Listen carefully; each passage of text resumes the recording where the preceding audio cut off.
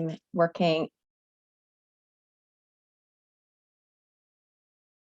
work for UJ's Kashitsky Center for Jewish Education, and we are so excited and honored to be here today. Thank you to the ACJS for inviting this conversation with practitioners from the field to speak to academics about the topic of Jewish education here. Some perspectives from different sectors of the Jewish educational landscape here in the GTA. Hopefully the insights and learning will be helpful in all of our sort of understanding about the landscape, which is changing, which has some particularities to Toronto, to Canada, but also is part of some of the larger trends that we see societally around education and identity. So thank you again for inviting us. I imagine that it doesn't happen frequently for Jewish liturgy to be invoked at a conference of academics, but as an educator, I have personally always taken strength and inspiration from a traditional blessing that's recited before the act of engaging in Torah study, or in the endeavor of educating Jewishly. And that blessing is la'asok b'divrei Torah, to busy ourselves or to immerse ourselves in the words or teachings of Torah, which acknowledges the centrality of learning, the centrality of teaching, the centrality of staying connected to our core texts and its narratives, and to imbuing that act with a sense of a greater purpose. So to remain a people of the book, a people whose identity is at least in some ways built upon a foundation of knowledge, learning, and curiosity, and even knowing that what that looks like has changed and will continue to change over time. This is the question that brings educators to the field of Jewish education and other Jewish professionals to the work that they do. So before we jump into the questions of today's challenges and opportunities here in Toronto and perhaps more broadly in Jewish education, I wanted to just name also the challenge of defining Jewish education, which really is a broad umbrella term that describes many different things, with many different goals that could take many different forms. So to answer for right now, I would say that for the purpose of today's discussion, we are defining it broadly, and that's really my answer for the question today. Our discussion will touch on formal educational settings, which are often what come to mind first. They're a critical part of the landscape. We think of schools, day schools, supplementary schools or part-time schools, early childhood centers, etc. But we can and also should be thinking about Jewish summer camps, the educational opportunities that are provided on university campuses by organizations like Hillel.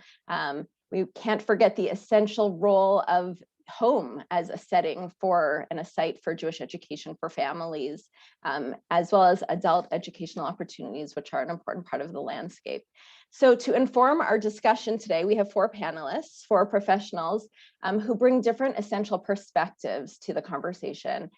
Their bios have been provided to you, but just very briefly, we'll be joined by Rabbi Yael Splansky of Holy Blossom Temple, who leads a congregation that provides educational opportunities to its members at all life stages, including running a supplementary school that serves, I believe, about 130 students this year and more prior to COVID. We'll be joined by Dr. Amy Platt, the head of school of Paul Penna Downtown Jewish Day School. We'll be joined by Rabbi Seth Gorin, the CEO of Hillel Ontario, which oversees 9 university campuses in the province. And Evan Mazin, my colleague from the Kashitsky Center for Jewish Education, who oversees research and affordability initiatives to strengthen Jewish education here in Toronto. So welcome to the panelists. And we will jump in. Hi, everyone. Good to see you. Thanks for being here today. I'm really excited about the group of people around this table, people whose wisdom and insight are exciting for me to have the opportunity to engage with and hear any day, and especially in conversation with each other, each coming from really different settings that represent important slices of the pie. So as with so many sectors, the Jewish educational landscape has changed a lot, both as the result of COVID, but also independent of COVID, following trends that preceded COVID and are independent of it. Some of those challenges are lower enrollment in certain settings, the challenges of affordability for participation in certain types of experiences, as well as increasingly competing priorities and limited time for families. So Rabbi Splansky, will begin with you from your vantage point as a congregational rabbi. What are some of the most pressing challenges and tensions that you see in the field of Jewish education at this moment? Great, thank you. I'm so happy to be with this esteemed group, and I look forward to learning from everyone. I think our greatest challenge right now is a kind of energy crisis. Good education demands a lot of energy on the part of the teachers and the students, the educators and the administrators, and also on the part of the parents. And so I think we have an energy shortage right now that is actually tripping us up in ways that we understand and ways that we don't even yet understand. Everyone is depleted. Everyone is sapped of energy and creativity. So I'll name a tension that I feel in my work here at Holy Blossom. And that is, on the one hand, I want us to say to one another, to our students, to our parents, to our teachers, just showing up is an accomplishment. Just doing your homework or just turning on your screen so we can see you, like Dayenu. Just make a friend at school or just make a memory. For all these reasons, for mental health reasons, we've had to lower the bar on education, on the hard skills of what we're teaching.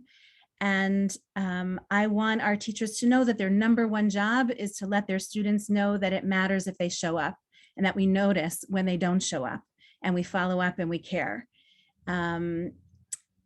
Really, that's on the one hand, that's the Dayenu on the one hand. On the other hand, especially in part-time Jewish education, when our hours are so few, every 10 minutes counts. And we have so much catching up to do. When it comes to B'nai Mitzvah, for example, we just wanted to give families a win, to give the child a win. And who cares how many verses of Torah or Haftarah they read? Like, really, who cares? And so we let a lot of things fall by the wayside. Those gorgeous hands-on project-based learning mitzvah programs that we ran, that was like at the centerpiece of our bar mitzvah program, went by the wayside. And we never get this magical year back when we shape a child's self-definition of just how capable they are, of just how necessary they are, of just how interesting Torah study can be. And so on the other hand, as a congregational rabbi, I'm struggling with that tension. How long do we say, at the end of the day, it's really only the well-being of our students and of our families that matters? Or how long do we say it's how we teach more important than what we teach? There is an unscripted curriculum about how to be a mensch. Let that be the primary curriculum. Let us teach how to be patient and kind and forgiving, yes. And then on the other hand, I feel the weight of the entire Jewish future on our shoulders. Everything matters in how we raise up the next generation of Jewish thinkers and leaders and parents. And if not at a community like ours in Toronto, where we have everything going for us, then where? So that's the tension that I would name first of all, and maybe others would like to weigh in on that. Thank you so much. Dr. Platt, I saw you nodding at various points in Rabbi Splansky's comments, and I'd love to hear from you as someone also who's working with young families and children. Thank you, Yael. So it's really lovely to be here, and truly a wonderful group of people that we've gathered, and I'm grateful to David Kaufman for inviting me into this group. So thank you, David. So I thought about some of my own thoughts about what are the opportunities of Jewish day school right now, and what might be the tension. I hadn't thought about this crisis of energy, but I really appreciate Yael bringing that to the table, and it's definitely something to think about. I, in full-time day school setting, often think about it as morale. How do we increase staff morale? The days and the weeks are long, the gaps are big, they're getting smaller. Some of our teachers have never taught in spring before. They don't know the natural rhythm of kids getting tired and rangy as the weather gets hot. They don't know what a hot school building feels like. And for many of our kids, they've never learned, all day in school in this weather. They've had these 2 or 3 years of being at home through the springtime. So that's been a really interesting way to look at the end of the school year and to think about it through that lens of a crisis of energy, was helpful to me.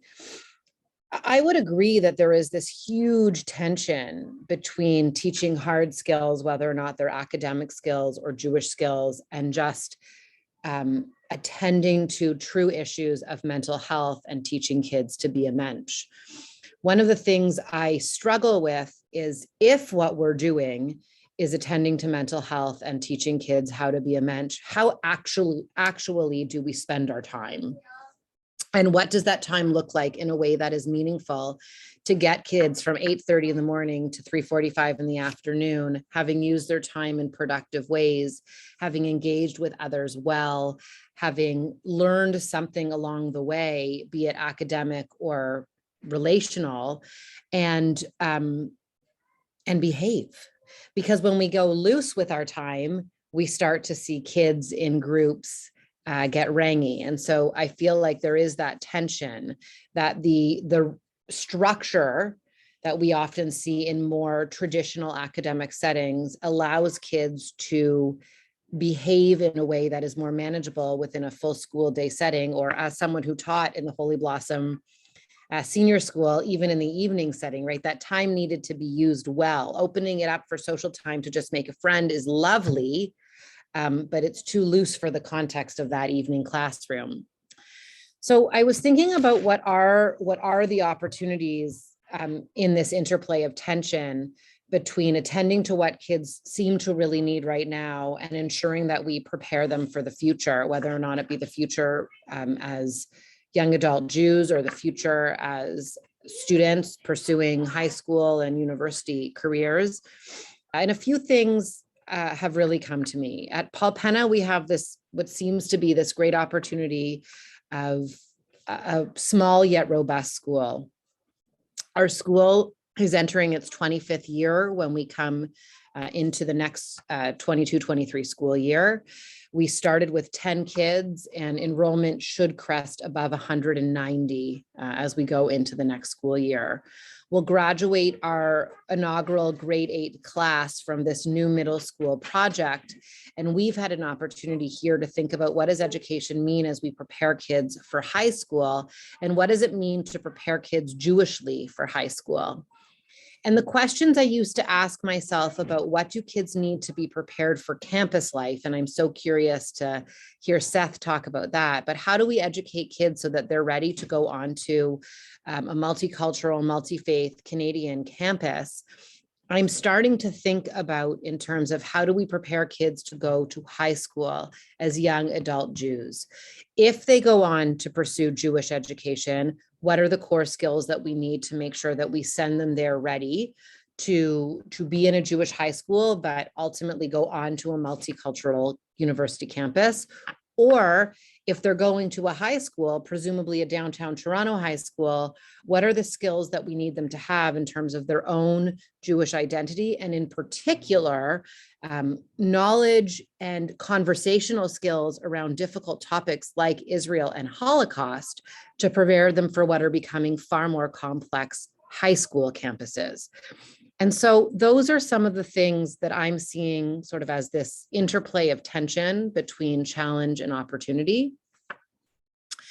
And I think that one of the greatest opportunities we have right now is to think about our connection. So just all of us being here today, how do we as a Jewish day school connect with other organizations in our context?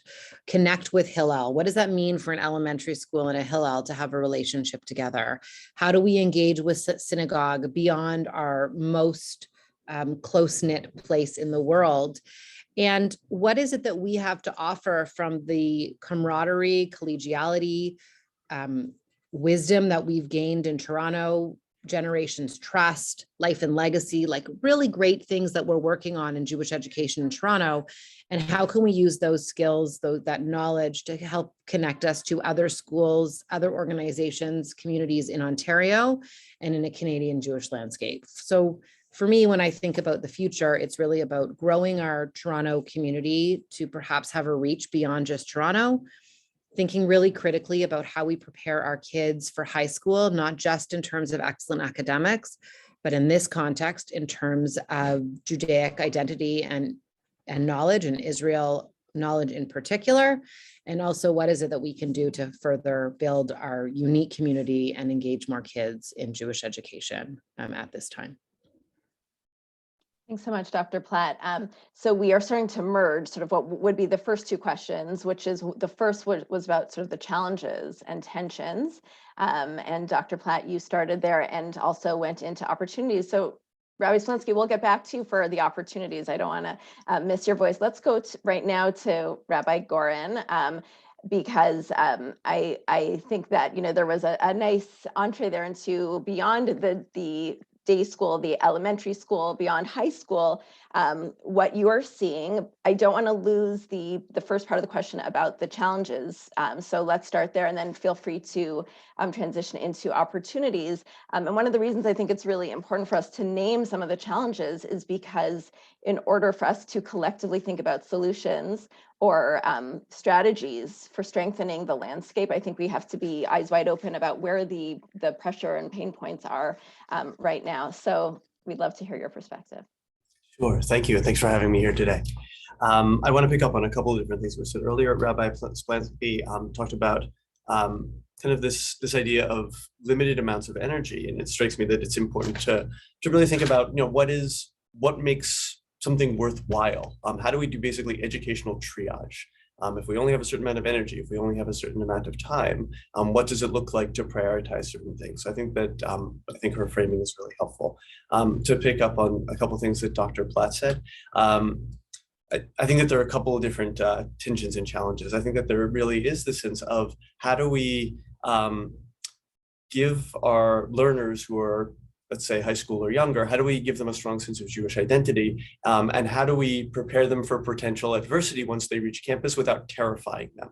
How do we help them understand that, like, look, you're going to experience things that may challenge you in a sense in terms of what it means to be Jewish, but not everything is a disaster. Not everything is certainly not life-threatening. But so how do we teach them kind of coping skills and resilience for what it's going to mean once they reach campus? So I think that there's kind of a tension there. There's a particular, I think, type of tension that confronts progressive Jewish students on campus. And that's, I think, an increasing number of students that we're seeing. Students who feel like often that they have to make a choice between being Jewish or expressing their Jewish identity and also being in progressive circles. I want to be clear that I think that it's not Hillel, that it's not Jewish life on campus that's forcing them to make that choice. I think that typically that's a choice that's foisted onto them by more progressive groups that have a very definite idea as to what Jewishness and identity and affiliation with Israel might be. All the same, I think that these students are in a very difficult situation where they feel like they have to bifurcate their identities into the Jewish stuff that they do and into the progressive stuff that they do. And as much as Hillel may try to provide them with progressive spaces in which they can try and knit both together, that there certainly is a challenge and a tension that's around there. I would also say that there's this may be a little bit more of a meta challenge or tension. I think that there's this real tension between how do we support our students and our learners, in addition to how do we support the mental health and well-being of our staff and of our teachers. I think that these are not this is not a binary choice. It's not like we support one or the other. I think that there's plenty of ways in which we can support our staff in order to support our students and to model what it means to engage in self-care. There also sometimes are things that we have to do where it's necessary for us to push our staffs and say, I know that this is something that might be a little bit difficult for you. How can we support you in doing this? Because this is a critical and a key part of our organizational mission.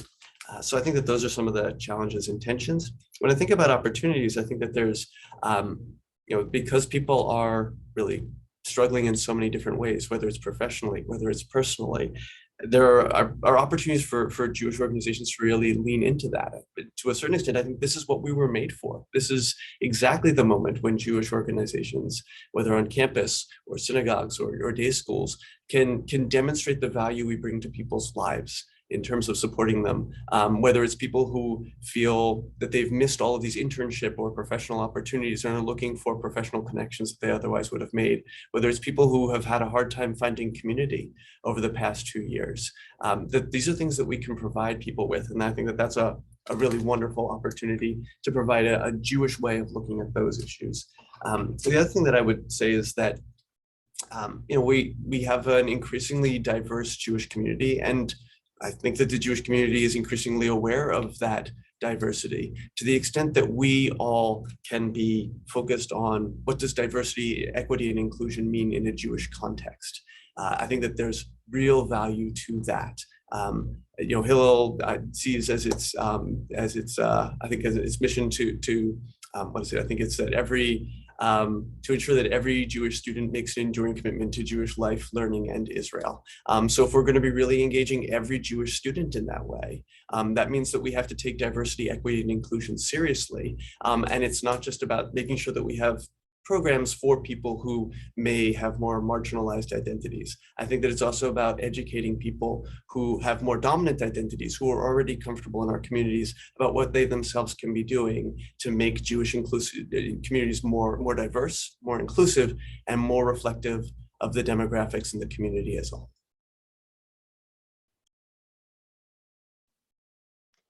Thank you. Evan. So I also want to repeat my thanks for having me. As someone who is not an academic, I appreciate the safe passage offer to come and present at this conference. And I'm also, unlike the rest of the panelists here, not an educator. I come from a very different background and work on kind of planning and research for the Jewish community. So the first thing I want to make very clear is that while I work at Federation, I'm supposedly presenting a community perspective. I want to be clear, I don't actually represent the community. I think everyone fully understands that, but I want to make sure it's clear that I don't even think I am representing the community. I am trying to, I try my best to take a broad perspective, but of course it's filtered through me and my own experiences. So, it's in the end, it's only one person's opinion. I hope it's well informed, but in the end, it's one person's opinion. So my perspective is that when I listen to everything else that's going on, is no matter what the goals are, it requires hours and time and a certain amount of kind of minimum effort and from parents, from students, but you need a number of hours. This is not something that can be done quickly. I think the research shows that while there's a lot of research on different types of goals of education and curriculum and things like that, there's also research that shows 2-day-a-week Hebrew school is more effective than 1-day-a-week Hebrew school, and more years is more effective than less years. Like all those things which you would just assume to be true are borne out, and it requires a certain number of hours. And I think the community role is to support those hours, knowing that everyone, it's a big tent and everyone in the community is going to choose their own things they do. But universally, I think we all want that serious time with students, with young people, with parents, with families, because it really does require that. So I think that the community perspective is one of increasing the hours by removing the barriers to entry, right? So we want to make that accessibility as easy as possible. And those barriers to entry could be lots of things. I mean, there's time barriers, parents are busy, there's geographic, you live in an area of Toronto with less Jewish infrastructure, there are just going to be less programs, right? So there's geographic barriers. Picking up a point that Rabbi Goran said, the idea of lack of diversity or inclusion.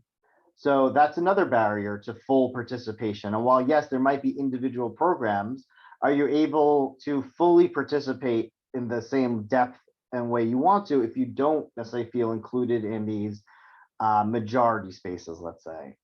And I would say that the biggest one is not the only one. I want to be clear. I want to be clear. It's not the only issue, but the biggest issue is cost. The most impactful programs are the most in depth, the most hours, and that has an expense. I think, beyond putting day school aside, because it's a whole thing in itself. Teen Israel summer trips are incredibly immersive, impactful experiences. Going to Israel for 6 weeks, 5-6 weeks over the summer is 10,000 US at least, so, and no one's making money on it. That is what it costs, right? Like that is what it, and from a communal perspective, how do we ensure that these experiences, these in-depth experiences, these hours are accessible to as many people as possible, so that every part of the community and every person can figure out their own things they want to do in that time, but that time is available to everyone. And the final point that I struggle with is, I think that the people around this table understand that the hours required. I don't know if parents do.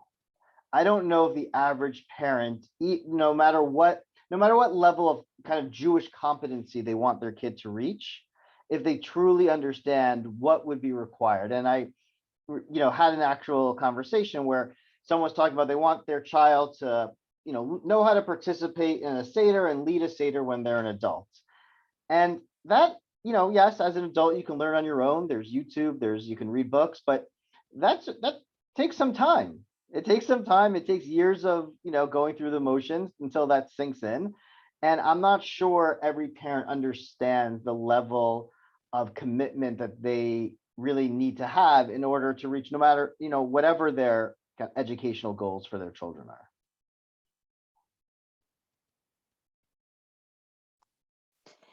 Thank you. I want to return to Rabbi Splansky for specifically the opportunities, which was sort of meant to be the second question. I think that there's a lot to comment on about what's been already said and some of the themes that are emerging.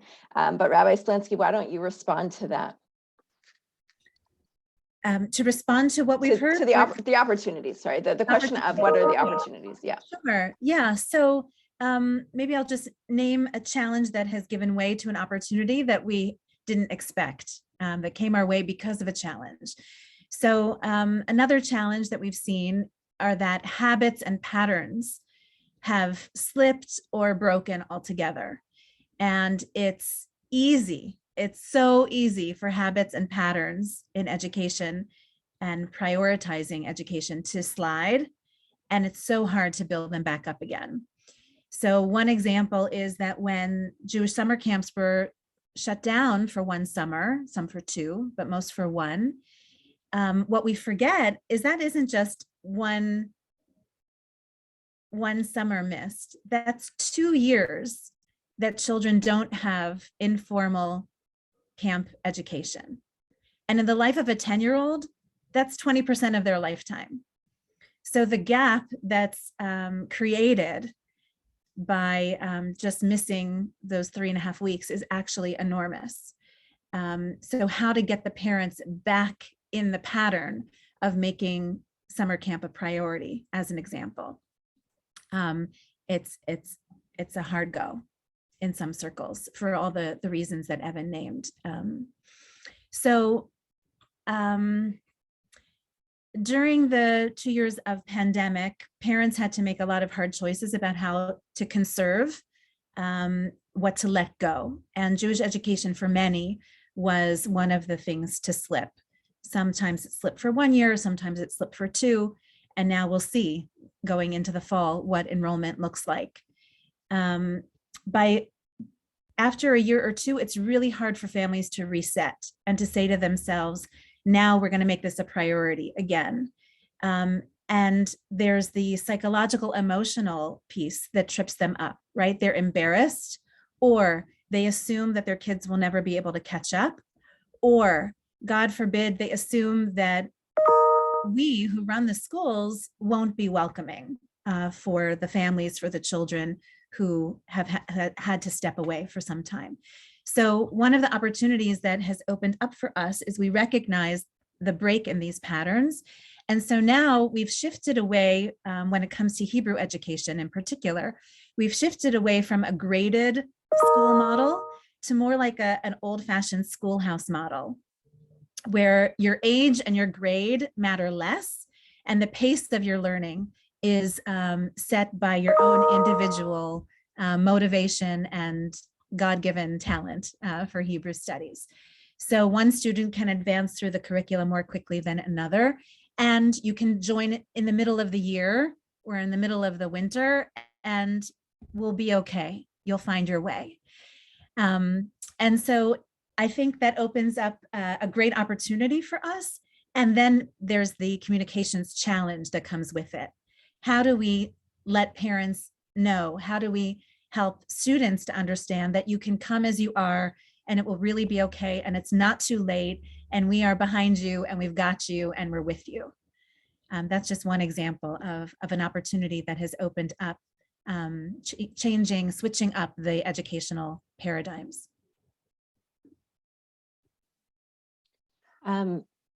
Great. So what you just mentioned leads me to also think of something that we haven't said explicitly, but this is both a challenge and an opportunity, which is about the relationship building that has been essential in order to counteract that, what I would call, Rabbi Splansky, you talked about the breaking of habits and how easy it is to sort of maintain that slipped set of patterns. I would call it like inertia, right? So we saw across the community, for very good reasons, when COVID began, our supplementary school system, our part-time education system lost more than 50% of its enrolled students across the community. It makes sense. They're all of a sudden people's children were on Zoom during the day, and that was a struggle. And so to have their children enrolled in an additional Zoom program at the end of the day didn't feel like it was a good proposition for their children or for them as a family system. And even once supplementary schools were trying mightily to get back to in-person, we were still in a cohorted environment. And then parents had to make the calculus around, my children are in person during the day in a very controlled cohorted environment, and to introduce them to that second cohort was a risk that many weren't willing to take. So that loss was well-founded due to the realities of COVID, but the concern, of course, is what's it going to take to bring people back in? And what I've heard in conversation with people, and this is not just for the part-time education sector, we think about teen engagement and many other sort of avenues for Jewish education and engagement that have just been decimated over the past few years. And we're even though it's harder to do it in a wide-reaching way, we're really trying to think about how to help organizations build their capacity for relationship building, reaching out individually, because I think that one of the critical pieces and opportunities is bring people back by helping them remember, and this circles back to sort of the mental wellness and community aspects of what each of you are offering, that they're valued and that they're missed, right? And so this is a piece of like our thinking moving forward, but it is hard to scale that, right? Relational engagement, which we know is what people are seeking, is really hard to scale. And so that's certainly an opportunity, but a challenge also at the same time. But I think one of the key ways of helping people remove themselves from the inertia or the broken habits of being committed to the priority of Jewish education. And one more, thought in response to what I'm hearing is, at Federation, at the Center for Jewish Education, as we are thinking about how to help our community deepen its Jewish educational experiences, we are focused sort of on three things, really. One is the barrier of affordability that Evan mentioned and we'll speak more about. But the other is reaching more of, Toronto's, let's say, 200,000 Jewish community members. So that touches on programs that have a wide reach, even at a surface level, but have a way of getting people in contact with their Jewish selves and Jewish educational experiences. But the other piece beyond the reach is an empowerment piece, right? It's talking about that commitment. It's talking about the drive and motivation to not be passive in whatever those Jewish touch points are. But how do we, and this is just a question, right? We are at the beginning of our exploration of what it might take to shift to an empowerment focus for our community, where we see children and teens and young adults and adults becoming more empowered in their Jewish living, in whatever that expression of Jewish identity is, by behaving proactively in a Jewish way, and that defined very, very broadly. I would love to hear. We can ask this question again later, so people have a chance to think about it.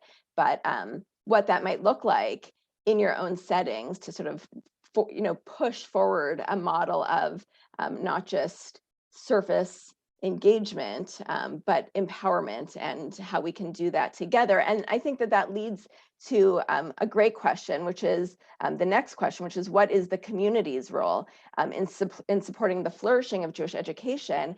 And as Evan said, recognizing that I am thinking about things from the perspective of a federation, which is trying to look across the community at the needs and at the opportunities, but really not seeing, I do not define federation as being synonymous with community. I see community as being made up of each and every participant, professional, agency, organization, synagogue, school, etc. And so what is the collective role that the community can play in supporting the flourishing of Jewish education? And how can we share those ideas with each other so that we can harness a broader coalition of participation in moving in those directions? Evan, why don't you get us started with the community's role? Sure. So I think it harkens back to some of the challenges and opportunities I spoke about before, which is first and foremost, ensuring that we have the best possible understanding of what's missing in the community in terms of forms of education, geographic. Not every institution serves everybody, and that's fine. And that's actually not just fine, it's the way it should be. Everyone has their niche, everyone has their area that they serve. But how do we ensure at a communal level that those gaps are being noticed and a plan is to address them? Because I think that from a community perspective is one of the most important things, just to make sure every need is being met. And it goes back to the diversity issues, the educational, families have different educational wants, desires. So making sure that every sub-community, not a sub-community of one, but every sub-community of reasonable size is having their needs met in a serious, immersive way. So I think that is one of the ways a community, one of the roles of a community. And I think the other major role is actually an ancient thing that the community did, which is ensuring the education of all of its children from a cost perspective. I mean, this is an old Jewish value, which has unfortunately, I don't want to say fallen by the wayside, because it still exists, but not to the level that it did in our Jewish history, where it was never the idea that parents are solely responsible for the cost of educating their children. And especially with we don't need to go into it, but like the cost of living and the cost of housing, I think we have to increasingly recognize that it's a communal responsibility to ensure that those opportunities are available to all. And the community responsibility is both raising the money, funding the money, but finding the money, funding programs, but also ensuring that it's done in a way that allows access to as many people as possible. And by that, I mean, I won't get too technical because I can go on, and I don't think anyone wants me to whip out my PowerPoint slides, but saying that, advertising subsidies are available is not what I mean. I mean, how do we actually create an atmosphere where families feel comfortable accessing the financial supports they need? Because you can say subsidies are available, but if people aren't taking them, it's because they don't feel comfortable. So what do we have to do to realize it's not just a math problem? Okay, a family makes X, they could pay Y. It's also a consumer psychology type of issue. It's a community issue. So how do most parents don't want to raise their hand and ask for help. So how do we start changing that feeling in the community, and how do we ensure that all these programs are accessible to everyone? Dr. Platt, the community's role.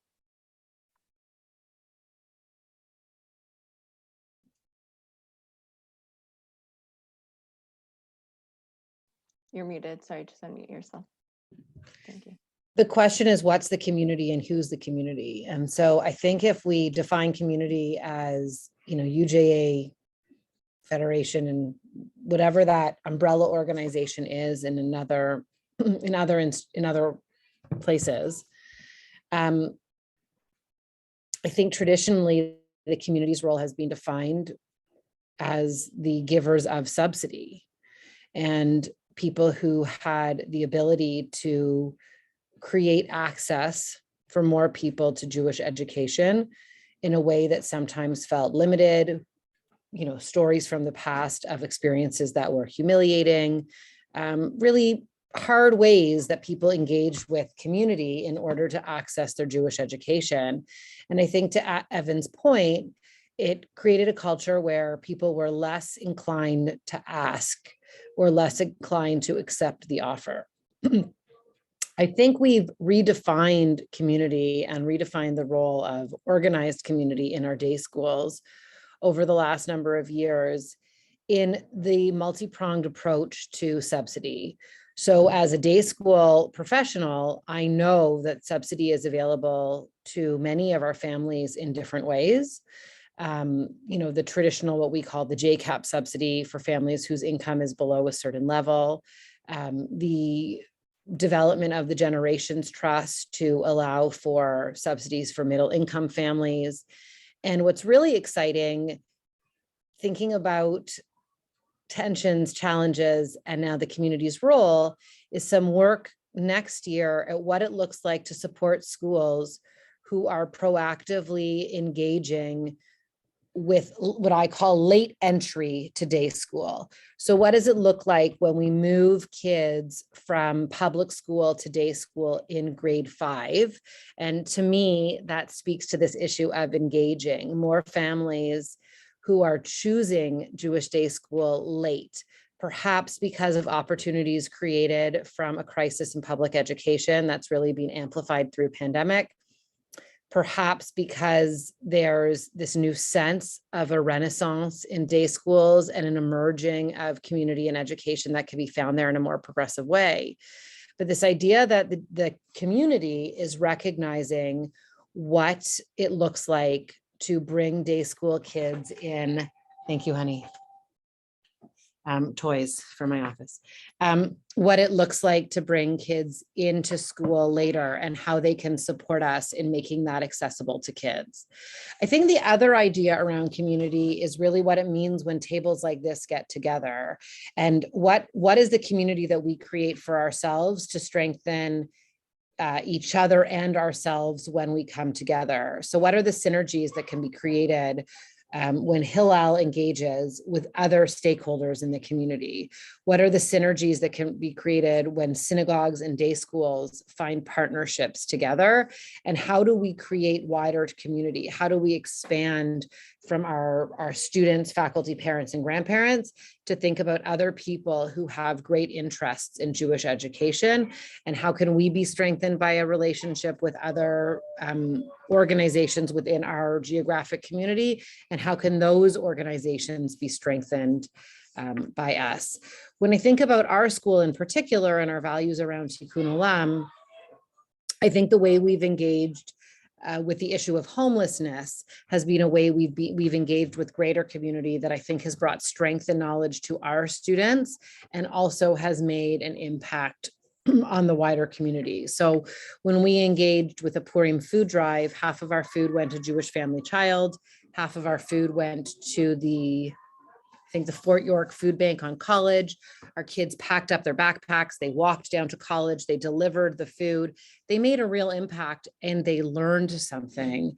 And some of that learning has translated into other parts of the school where our grade 3 students right now are weaving milk bag sleeping mats for homeless members of our community. So I just think that the impact of community can be really large depending on which community we're defining and how we look to that community to enrich education and how education can enrich the various communities.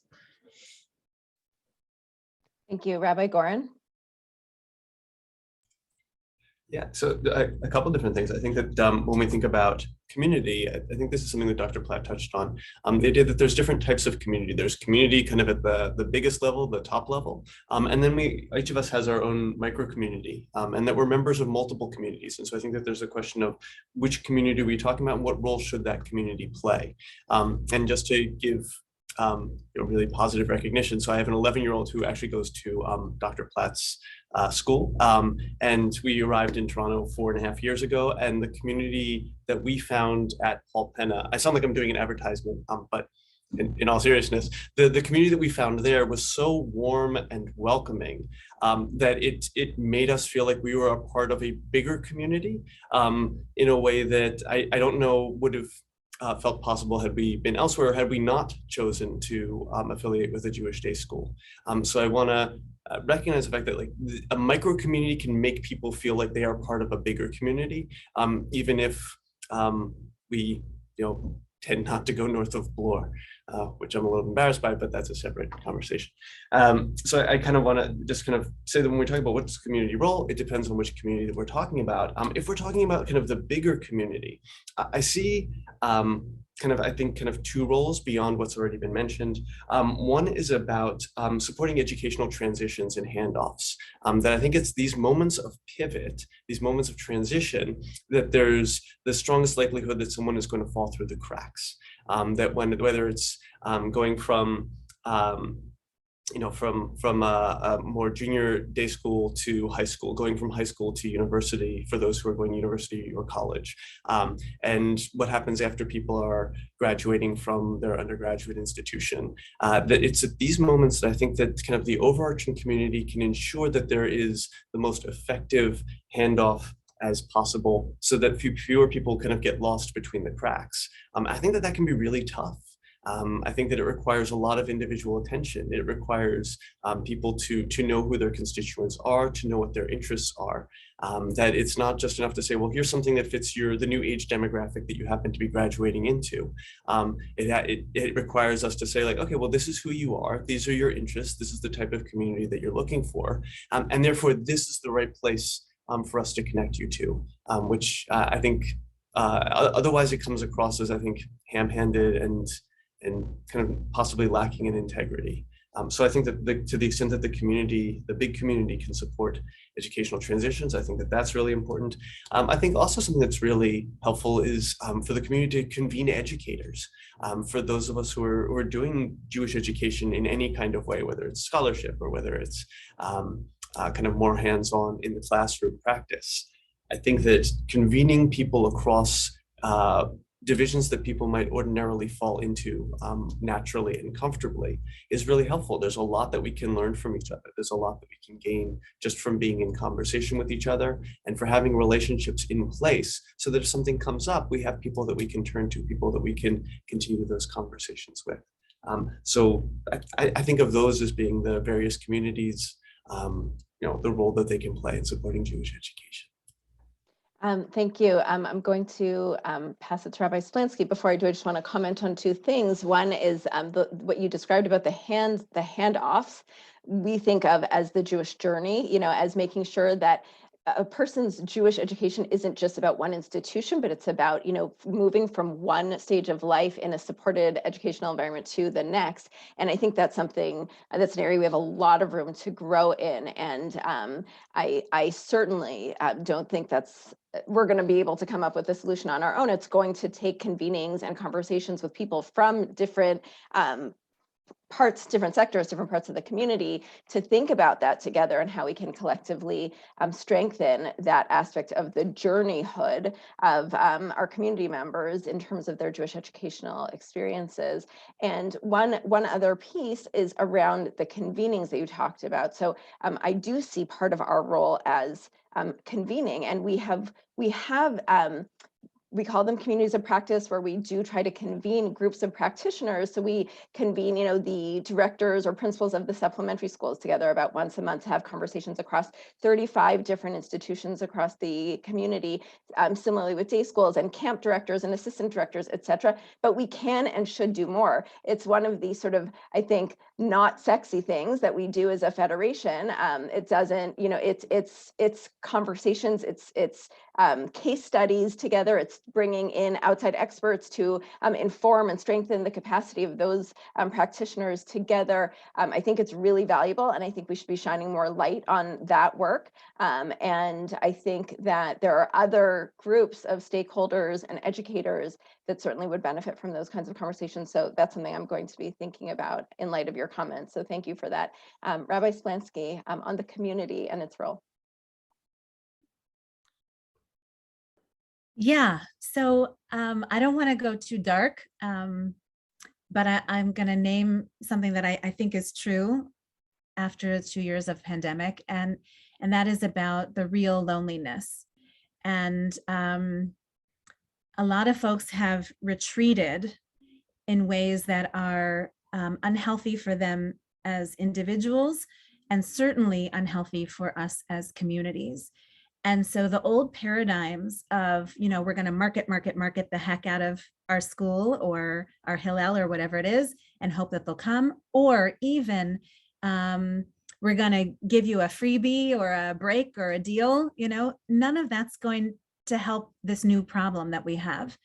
I don't know who said it first, but I learned it from Rabbi Levi Kalman of Jerusalem, of Kol HaNeshama in Jerusalem, who said that as much as there's the minyan looking for the 10th person, there's the one person looking for the other 9. And that we actually have to go door to door, knocking on doors, saying, we need you. We notice you, and come and help us complete this community circle that is incomplete without you. I think we have to get really personal, and we can take a page from Chabad, right? They're the masters at this kind of outreach.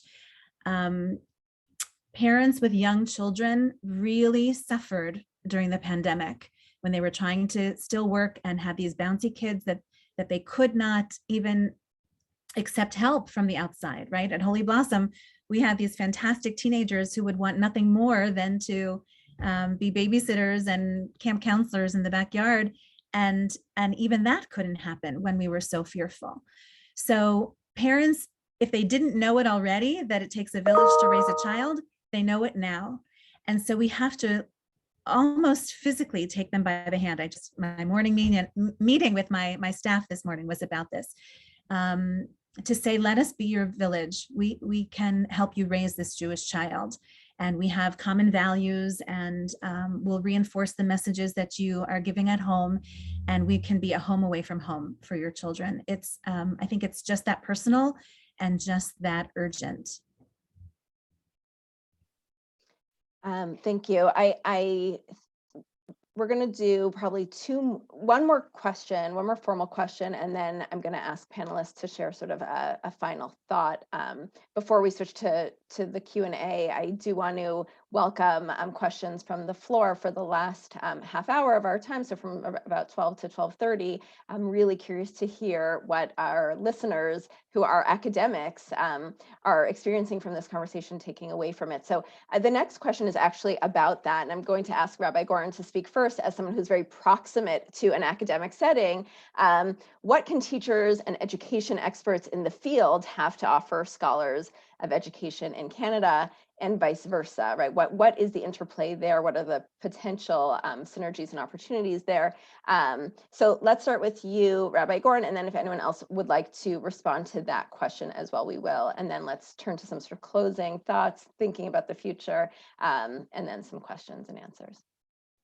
Sure, thank you. So yeah, so first of all, I really appreciate the question. I think that often there really is this division between people who study education or study Judaism, Jewishness, and people who are kind of more hands-on in an educational position. And I think anything that kind of breaks down those barriers and blurs the lines between scholars and researchers and educators and practitioners, on the other hand, is something that's likely to be really fruitful and really useful. If I'm thinking about this, in terms of what can educators kind of teach to scholars, I think that there are incredibly powerful narratives that many of us either have firsthand or that we hear from our students, that I think because of the more informal environments in which we tend to encounter people and the more informal conversations that we tend to have, I think that we're more likely to get kind of affective responses or poignant vignettes in terms of the lived experience of what it's like to be Jewish and how people are responding and reacting in Jewish educational settings. So I think that that's something that people are able to share. I think that's especially true about encounters with anti-Semitism and kind of how people are thinking about Israel, which I think is a very complicated issue. But I think that there's a variety of different settings. Just as an example, we run something on campus called the Israel Learning Fellowship, which is a cohort of usually between 10 and 20 students who meet 8 times over the course of 8 weeks. And the goal is, first of all, to learn about Israel, but it's also to form a cohort where people are comfortable sharing their ideas and sharing kind of what some of the challenges that they're experiencing are. And so I think that in an environment like that, where you're sitting around with the same group of people over a meal each time you get together, it allows people to open up and to be vulnerable about certain things. I think that a lot of our educators can share kind of what they see in settings like that. I think it also ties in with broader ideas about how Jewish identity development is playing out and what that looks like, the choices that people are making. I think that the other aspect is the fact that most of our students, I think we have a window not just onto their Jewish lives, but onto their lives as a whole. And it allows us to see how their Jewishness and how their Jewish journeys, as we were talking about earlier, how those are playing out against the backdrop of just their overall journeys. What are some of the issues that they're talking about? And I think that that's really actually very important.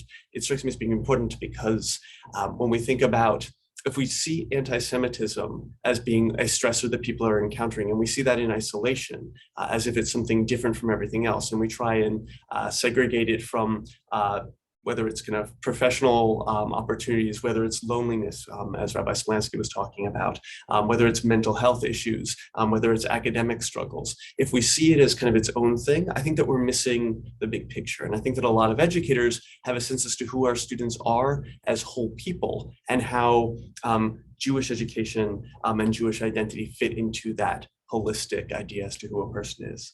When I think about the other way, what can scholars help out with educators? I think that scholars often have kind of more of a bird's eye view in terms of the broader trends in not just Jewishness, but also in education as a whole. I think that that's something that they're able to see that's really helpful. I think that there are opportunities for intentional collaboration. I know that at York, the Hillel there and the Center for Jewish Studies, that they've put together a number of programs that have been really good at I think, kind of creating a synergy between academic explorations and more informal or identity-based explorations as to what it means to be Jewish. I think that that's been wonderful. I think that scholars can provide phenomenal professional development for educators. I think that that's something that we often don't focus as much on in terms of what does it mean to nourish our educators and to nourish our Jewish learning as part of what we're providing for our students. Just to, again, kind of mention at last month's Reform Rabbis of Canada gathering, we had Dr. David Kaufman, who I believe is on this call, who came in and talked about kind of Jewish Indigenous encounters in Canada, which I think was a fascinating conversation that spurred a lot of us to think about the Indigenous community in a very different way as it's juxtaposed with our Jewish identities and the Jewish community. So I think that there are a wide variety of different things that we can all learn from each other. And the more that we can kind of be in conversation with each other, the better that we'll all be. Thank you for that really rich answer. Evan, I'd love to hear also your perspective as someone who's thinking about research into the community and Jewish education, for your perspective as well. Sure. When I heard the question, I immediately thought of I think it's called the What Works Clearinghouse in the U.S. Department of Education, which is the idea that there's a lot out there and someone needs to figure out what actually works and what doesn't. And I think that sort of interplay between research and practitioners is vitally important.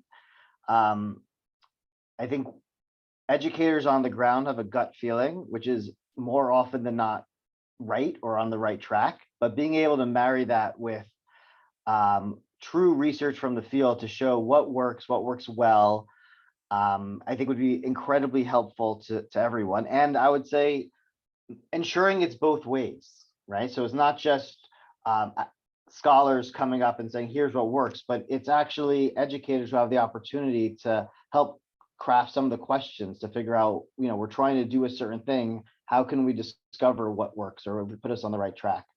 And I would echo one of Seth's points is, I think everyone does what they do and thinks about I think Jewish community professionals in general get very into the intricacies and idiosyncrasies of the Jewish community without realizing that it's part of a larger sociological study of how ethnic communities retain their identity.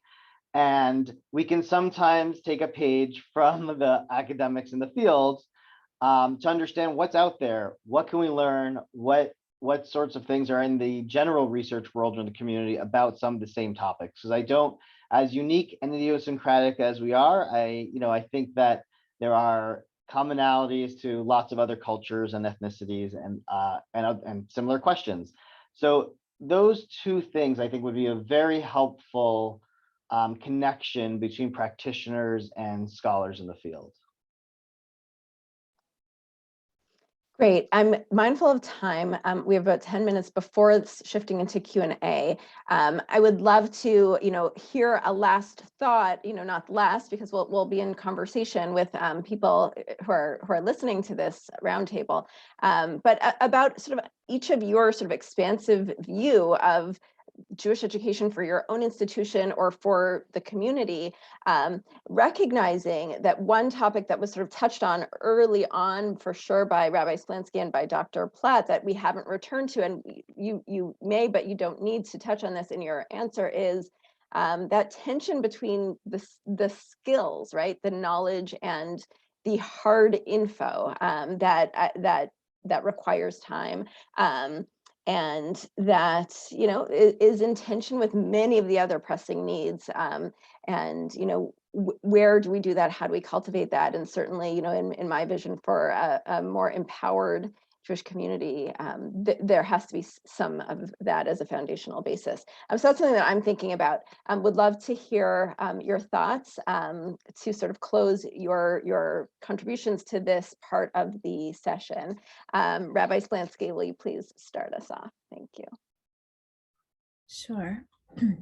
I remember in the early 2000s, I think it was, the Pomsen report came out with a marker after studying Jewish day schools and synagogue schools.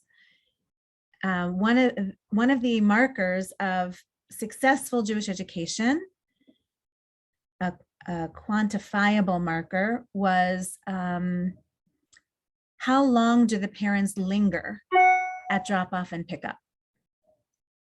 And I never forgot that. I think it's brilliant, a brilliant insight into how communities work and how education must be expansive. We're not just taking the child, but we're taking the whole family. And I would love for that to become part of the mandate that we share, Jewish day schools and synagogue schools, and maybe Hillels for that matter too, right? Every human being wants to be better because their children are watching, right? That's certainly true for the Jews. I think that's just humanity. We're motivated to be better and do better because of our kids. And they might enroll their children in our schools, but what then? How do we say this is as much about you as it is about your child? And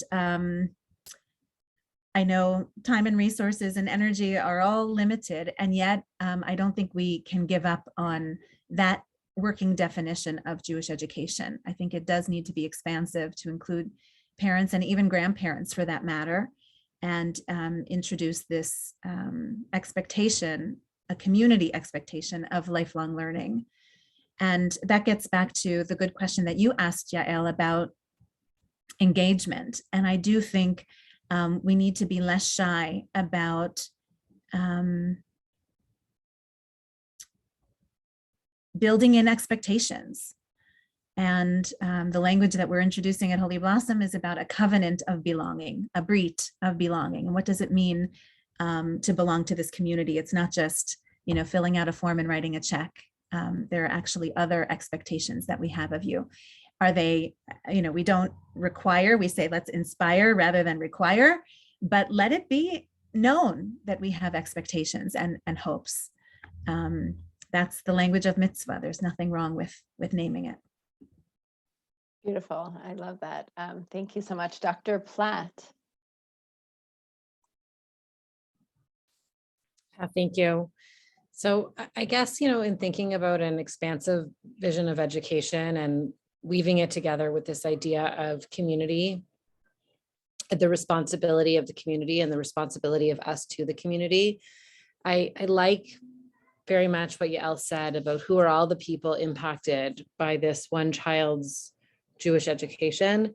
And for me, as I think about building this community, I really do think about it as concentric circles, that in our inner core, we have our friends. And from a young age, for me, as a young teacher and young administrator, I became astutely aware that I had a secondary responsibility, which was to also instill Jewish values and teaching in my teachers. I've generally taught in fairly progressive and religiously unaffiliated faculties. And so as I watch young teachers come into my school, I feel that we have this great opportunity, not just in building Jewish community and tradition and pattern and ritual with our students and their families, but also with our faculties and their families. And so I think often about that opportunity and the interplay and the responsibility that we have in building this young generation of Jewish people who aren't, in fact, our students, but are our teachers. And then there is this growing circle that we're finding of grandparents and engaged community members who are finding their way to be deeply connected to this community and finding this a place that they feel great sense of belonging. And as we give to them by being part of this community, we see them giving back to us in all sorts of ways with their time, talent, and treasure. And it's allowing our community to be stronger and flourish. And so there's definitely this interplay and this back and forth of growth, sort of the cyclical growth that's definitely happening. The last thing that I want to say that sort of connects back to that idea about the role of academics is that I think that there are really interesting things that are happening within day school, perhaps just in Toronto or maybe beyond Toronto, that I think can give us lots of thought or platform for extrapolating to how communities can work. And so I do wonder if these communities of, it's now lunchtime, there's noise behind me. These communities of practice that we've created and have been really amplified through pandemic. For me, it's the community of practice of the heads of schools. For my colleagues, there's a development director's community of practice or a board president's community of practice. Whether there's any measurable connection between our professional network and growth and the strength of our professional communities and the strength that we're seeing within our schools. And so I guess I'll close with, a very famous quote that I'd heard many times, but resonated most to me one in a summer program, which is that a high tide raises all ships. And so as I sit here and really watch the strength of our micro communities grow and the totality of our communities grow, I'm incredibly inspired about the opportunity for me as a member of the Toronto Jewish community, but also for my school. Thank you. And I love the backdrop of noise. That is like the perfect sort of animator of what this conversation is about. So thank you so much for that, Dr. Platt. Let's have Evan speak and then Rabbi Goren, and then we'll open the floor. So I was very struck with what Rabbi Splansky said. So I'll actually say two things. The first is just reiterating, like, the vision of education is, I worry that families downplay the importance of education, Jewish education, in their children. And, wanting your kids to have some basic familiarity and understanding and comfort in Judaism, I'll just reiterate, I don't think the average parent requires how much knowledge that actually requires. And that worries me. It worries me to see people say, X number of years of supplementary school is fine because, I'm not looking for them to be scholars, and not realizing how much they're actually shortchanging their children when it comes to their, as they become Jewish teens, adults, young adults. So that worries me. And the other piece is that the vision I have is, someone asked me in law school, when there's a Jewish law class, what do they teach? Like, they're teaching you how to light Hanukkah candles. Like, they couldn't quite understand what Jewish law in law school is. So I explained, no, it's not that. It's things like, Western democracies are based on rights and Judaism is based on responsibilities. So things like that, the legal systems. And the more I thought about the idea of responsibilities, I think we need to inculcate that in our Jewish communities and our educational practices. So not just in what we're teaching our kids, but of course, we're teaching our children responsibilities, but what are the responsibilities of the parents to the institution to the parents to each other, and understanding, building that sense of it takes a village. It's all of us, we're all invested in it together.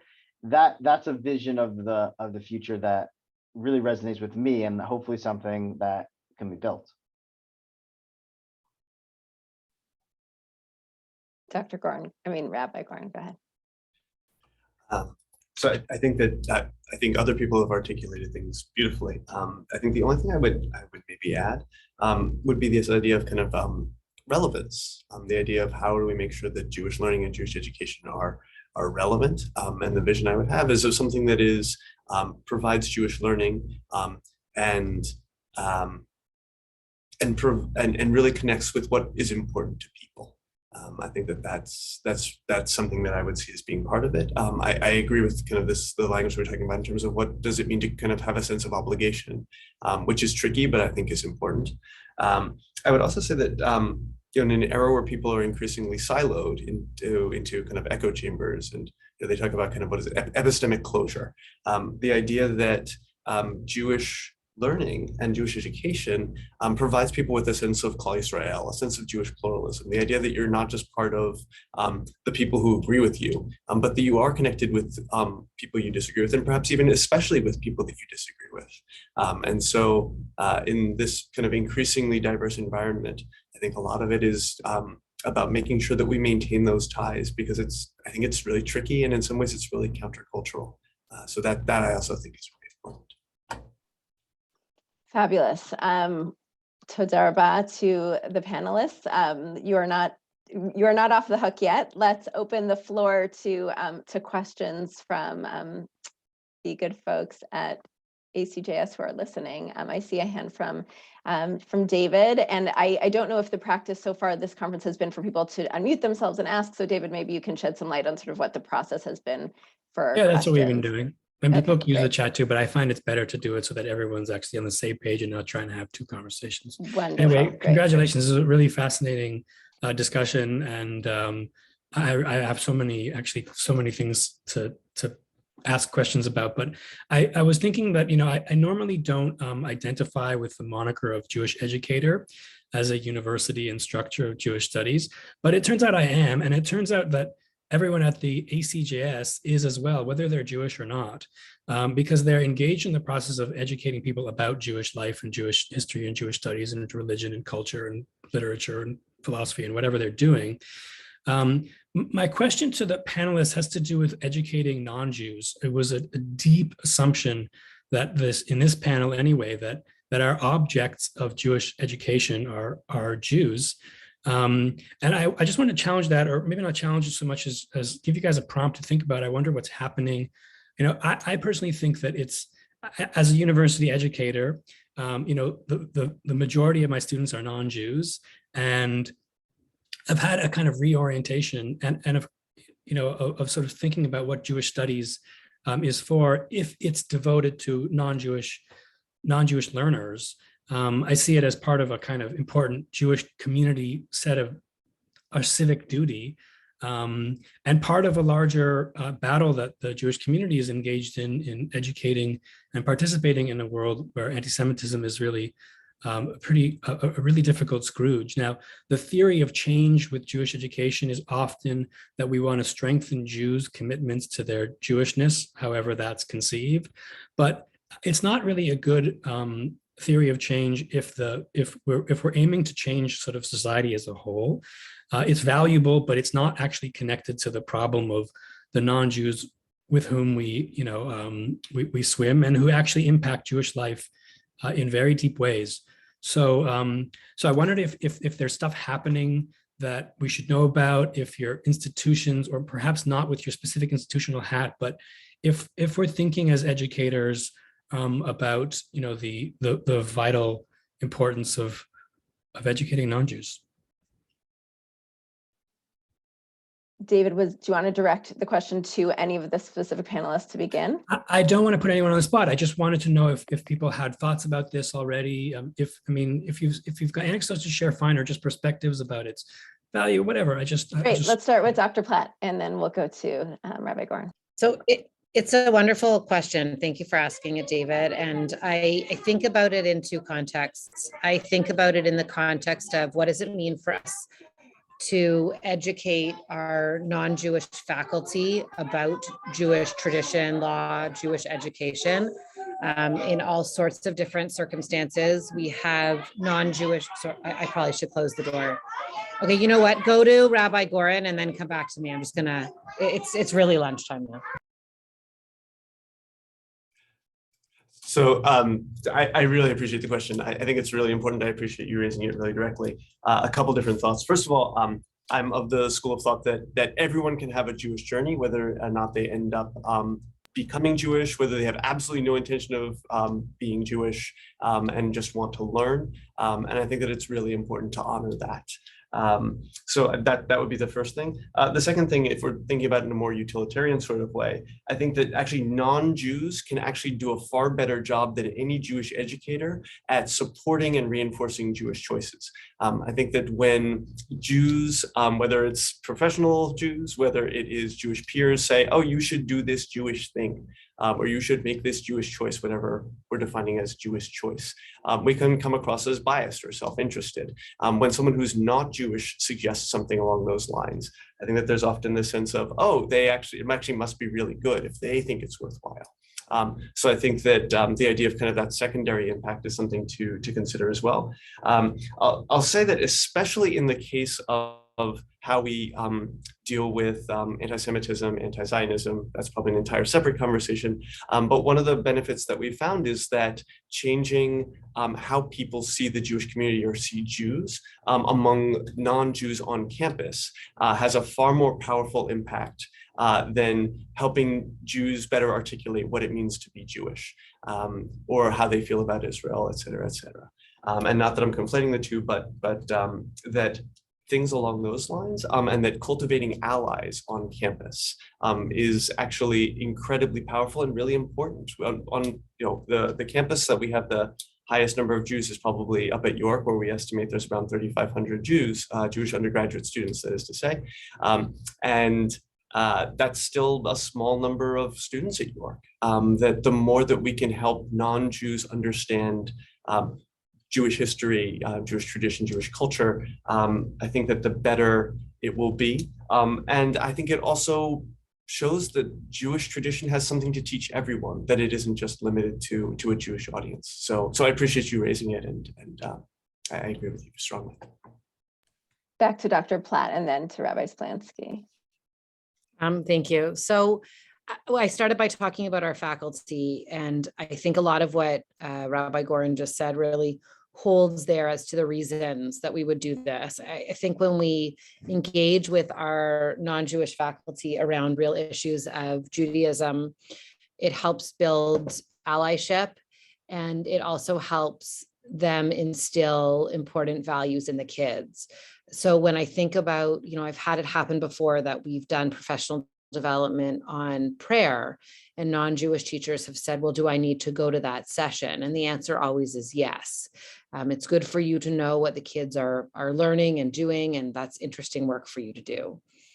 The second place I think about this a lot is in our development of middle school, and what it's going to mean to send kids to high school next year. Or like we're 1 year out from sending our first group of kids to high school. And how do we create in them a knowledge and a desire to educate their own peer group about who they are as Jews, what their connection is to Israel, what the impact of anti-Semitism is on them, and what knowledge can we give them to share about Holocaust education, so that we don't have an impact necessarily on public high school in this part of the world, but we actually give our kids some tools to engage as educators of their non-Jewish peers to help them better understand their experience. And then the third piece is, we estimate that 30% of our student body has one parent who isn't Jewish, which means that there's also a growing number of non-Jewish grandparents within our extended community. And so how do we educate those families on both Jewish experience and intercultural experience, and help them to reinforce Jewish practice in the home? And I see this most in our growing grandparent circle. So I think about two things. I think about probably our most engaged grandparent. Truly a silver lining of pandemic is a non-Jewish grandparent who lives in Calgary, who doesn't miss the opportunity for an online grandparent engagement program, and has become such an advocate of her grandchildren's Jewish education, and sees the strong value of that values-based education that her grandchildren are receiving, probably strengthening all of the Jewish practice in the home. I think Seth knows the family. I think he'll tell me this is true. She just traveled to Israel with them, and they had an intergenerational trip to Israel. So I'm sure that was an incredibly impactful experience for everyone. And I think about a session that David did for our grandparents in the dead of winter. And, his audience was intercultural. And what does it mean to help those grandparents understand where their children and grandchildren sit within a story and a history of Canadian Jewry, and the importance it is for schools like ours and Jewish day schools in general to exist within a Jewish landscape. So I think that those are, some different places and audiences where we have an opportunity to think about educating non-Jews. Great, Rabbi Splansky, and then we'll get to David Ornstein's question and Cassie's, and then if there's time, people can also feel free to add questions to the chat, recognizing that we have 20 minutes left. So thank you, Dr. Kaufman, for raising this question. You're right. We all just made one assumption for this conversation. So rabbis of all stripes spend a fair bit of time teaching non-Jewish parents of Jewish children how to raise those children. And so if we're not a proselytizing religion, then why do we get involved in teaching Judaism to non-Jews? So this is one very practical way that Dr. Platt named. Sometimes conversion comes from it, but that's never the goal. It's really to help the family unit, to strengthen the marriage and to strengthen the family life. We do have a fair bit of interfaith dialogue at all life stages of lifelong learning at Holy Blossom. Our grade 7 students go to visit our sister mosque and a Catholic church and an Orthodox synagogue. So part of it is for our own education to know that we are part of a larger world. But on the adult level, the significant work that our interfaith committee does, certainly not for the sake of proselytizing, at the very least, it's for, don't hate us. But at most, it's goes beyond even be our allies when things get rough. It's actually really be our friends, and we will really be your friends. And we have seen that really remarkable relationships have flourished from that kind of interfaith learning that we do. And it's really at the grassroots level, not in the academic spheres that you're describing, but grassroots level. I want to name one thing that goes beyond any of those good reasons. And that is, as a religious person, I believe that Judaism does have something to say to the world, not to proselytize, not to make people Jewish, but as Elie Wiesel said, to make people more human. And Judaism does have some important things to say about God and morality and humanity. And if we can, through whatever respectful means we teach about Judaism, cultivate greater humanity among our neighbors and our fellow human beings, then we will have done some good. And I would say we're too shy about that one. We're too shy about that one. Thank you. You got a heart emoji from David Kaufman there. Okay, great. David Ornstein, would love to hear your question. Well, first of all, I'd like to thank all the panelists for such an enlightening session. Now, if you look at the description of this panel, it says basically perspectives from the GTA.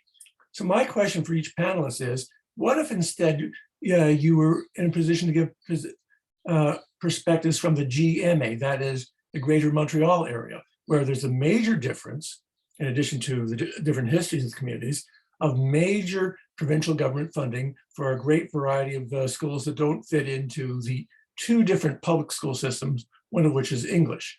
And you also have, in the context of Ontario, there are 4 different public school systems. One is historically an English Protestant system, and there's also what might be considered sort of historically a French Protestant system, and also what is actually a French Catholic public system and a English Catholic public system, all 4 of those being fully funded. So I guess the second part of the question is, if you were in such a system now, what difference would it make? But also, could we get the situation so just like Quebec, we could have substantial provincial government funding for Jewish education?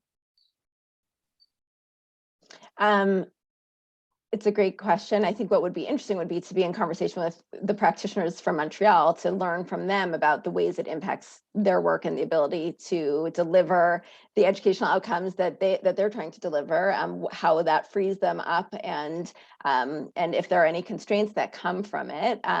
But I see Evan has another response, and to your point, I know that there are tremendous efforts to ask those questions to the powers that be without answers. But Evan, let's another fact I can put in the situation: we have both at elementary and secondary level First Nation schools within the Toronto District School Board, the English language public system, the non-Catholic English language public system. So maybe something in terms of that direction.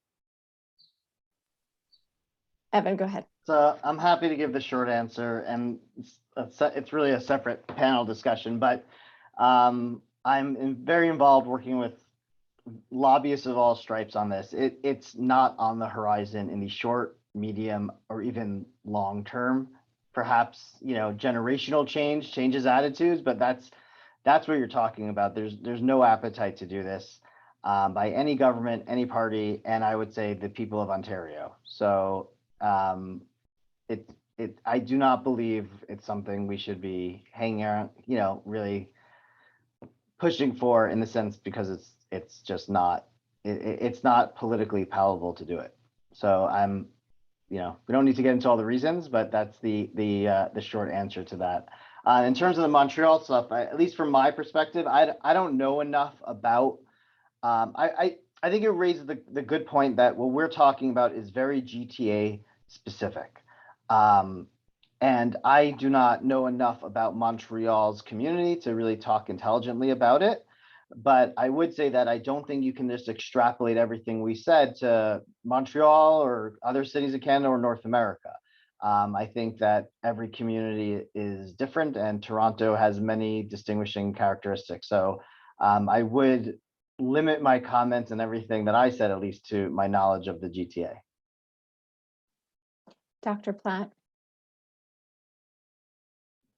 I just add to that another question, which would be, I'd be so curious to say, what are the non-politicalized factors that are happening within Jewish education in the GTA or in Ontario that perhaps could be extrapolated or extended to other communities?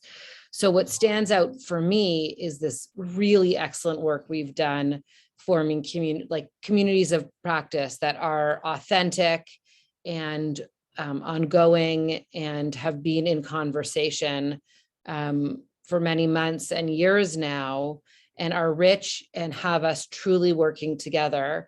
When I first came in as a head of school 5 years ago, there was a word that had been coined among us. It's not a real word. So academics, you could figure out how to create it into a real world word, or just go with me. And that word was cooperation. And we used to say we're in cooperation with each other, because really there's only a subset of kids, and there's enough day schools within a pretty close geographic region, and we're all looking for the same kids. But I do believe that over the last 3 years, we're no longer in cooperation, but we really do function with a very, very high degree of collegiality and friendship. And I believe that our schools are all stronger because, as heads of school, we all have each other helping us. And so I don't know the political structure that is influencing education in Quebec. And I think deeply about our 4-board system in Ontario and its terrible flaws provincially. And when I worry deeply about children, it's about the children in this province, who I think in many, many places are getting educations far less than they deserve or could be getting. But in answering your question, if we strip the politics away from it, and we don't strive for fully funded Jewish education right now, but say, what has made us better as a system? What makes this system so unique? And what could we learn from our commonalities that could be implemented in other communities to strengthen their Jewish education in a way that went from preschool to elementary to high school to campus to Jewish life, informed and supported by synagogues? I do believe that there's factors in the GTA that are unique, and I do believe that some of those factors could be replicated with very low cost elsewhere. Yeah, thank you. Thank you, Cassie. I wanted to respond to Dr. Platt about the transition going from elementary school to high school, as well as 2 points that Rabbi Splansky spoke of. So basically, my experience has been that you really need to consider where where each individual student is coming from in terms of their prior schooling and how they're going to transition. Let's say they're going to a public institution instead of a Jewish day school. Because myself, I came from public school and I went to Chet, but not everyone has that experience. Most people at Chet go through the whole Jewish day school system. So something like Chet fostered very well with the Jewish, at least when I was like the Jewish experience and the Jewish identity. But like in terms of going into a public environment, they didn't really prepare you for like the supposable culture shock that the student might experience. So I just wanted to bring that up, and I also have points for Rabbi Splansky as well. So did you wanna respond to that, Dr. Platt? Why don't you finish your question, Cassie, and then Rabbi Okay. Splansky and Dr. And Platt then can respond. the other point I wanted to respond to Rabbi Splansky about was, yeah, I agree that there's a lot of gaps in the system, especially when it comes to like accessibility and like in terms of how you were speaking about going in the synagogue during the pandemic, like the accessibility and the mobility. And one other point that I wanted to respond to what you made is I just heard of a concern in terms of interfaith marriages. I just heard there was a conservative synagogue recently that just allowed, I'm not sure which one it was, but they just allowed like interfaith marriages. So yeah. Great, thank you, Cassie. Let's have Dr. Platt maybe respond to the first part about going from a Jewish setting to a non-Jewish setting, and then Rabbi Splansky. Yeah, I appreciate that so much. And one of the things that I'm thinking a lot about, especially with this inaugural graduating class, is how do we duly prepare our kids to go on to Jewish education for high school and also to go into public education settings. Just based on where we're located, many of our kids may choose downtown public high schools. And so we're thinking a lot about what does it mean to have a final year of Jewish education that can both be sort of like be a capstone year, so that truly that final year of Jewish education, or a year that can allow kids to go on to a Jewish high school in Toronto.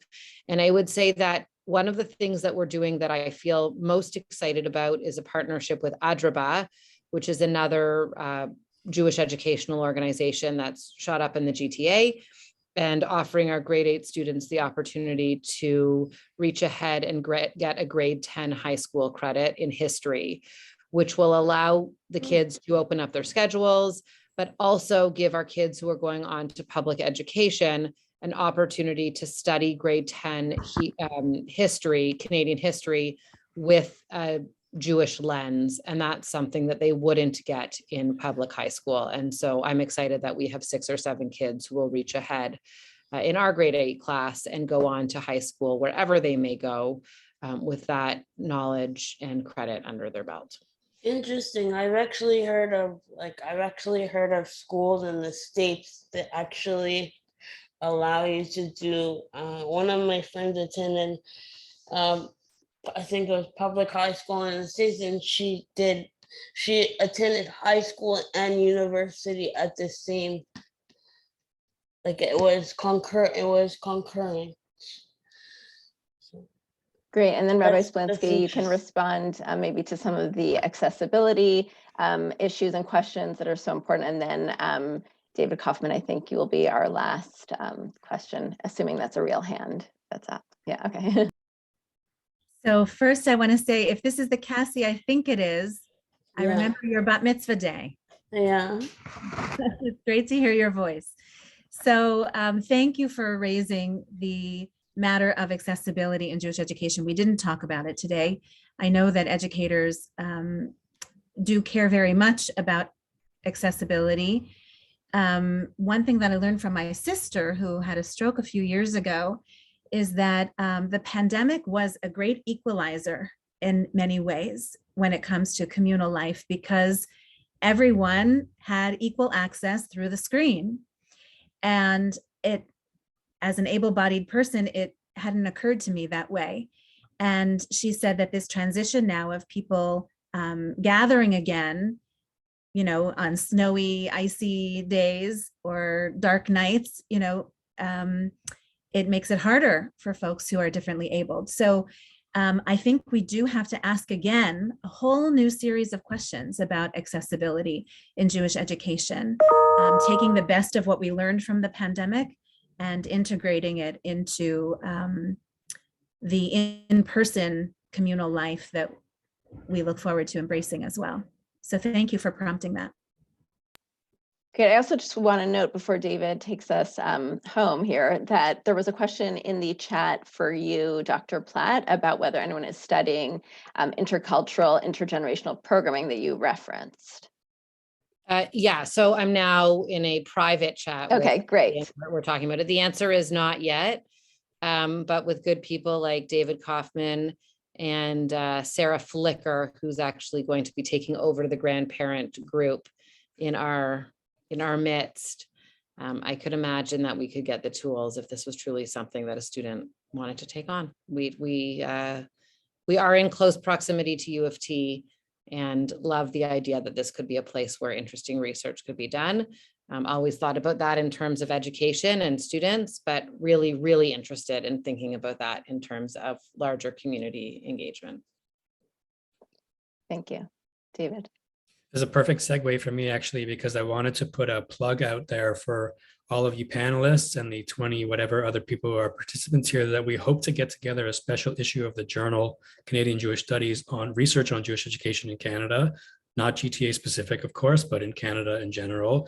So if you know of researchers, and I don't care if they're ethnographers or they're educators, practitioner educators, if they're policy analysts, if they're historians, or thinking about education, historical problems and puzzles in education, if they're legal scholars, whatever, like anyone who's sort of doing actual research on Canada and Jews in education, please be in touch. We're hopefully going to put together an actual publication of which I believe it hasn't never been done before. There's a few articles here and there in different in the Journal of Jewish Education that deal with Canada, and we've published a few articles in Canadian Jewish Studies, but we would like to be able to get a conversation together based on actual researchers. So keep this in mind. If you're talking to people who you know are researchers or are interested, please keep this in mind in the next bunch of months and send names my way. Okay, with that, have a great afternoon, everyone. Thank you so much to the panelists. It's wonderful to be in conversation with you, and to the ACJS participants for listening in and contributing with thoughtful questions. Jesse, I think over to you for instructions from here.